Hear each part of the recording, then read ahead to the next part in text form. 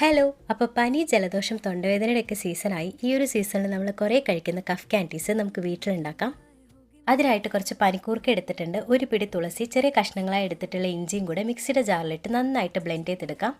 ഈ ഒരു സമയത്ത് നമുക്ക് ശർക്കരപ്പാനി ഉണ്ടാക്കിയെടുക്കാം. അരച്ചു വെച്ചിട്ടുള്ള മിക്സ് ഒരു പാനിലേക്ക് ഒഴിച്ച് വെള്ളം ഒന്ന് വറ്റി വരുന്ന സമയത്ത് ഏലക്കയും പഞ്ചസാരയും കൂടെ ചേർത്ത് കൊടുക്കാം. ഇനി അതിലേക്ക് ശർക്കരപ്പാനിയും കൂടെ ഒഴിച്ചു കൊടുക്കാം. ഒന്ന് കുറുകി വരുന്ന സമയത്ത് കുറച്ച് നെയ്യും കുരുമുളക് പൊടിയും കൂടെ ചേർത്ത് ഒരു 5 മിനിറ്റ് കൂടെ കുക്ക് ചെയ്തെടുക്കാം. ഇതിൻ്റെ കറക്റ്റ് കൺസിസ്റ്റൻസി അറിയാനായിട്ട് നമുക്കൊരു ബൗളിൽ വെള്ളത്തിലേക്ക് ഇതുപോലെ ഒന്ന് ഇട്ട് കൊടുക്കാം. കൈ കൊണ്ട് എടുക്കാൻ പറ്റുന്ന പരുവായിക്കാൻ നമുക്ക് മോൾഡിലേക്ക് മാറ്റാം.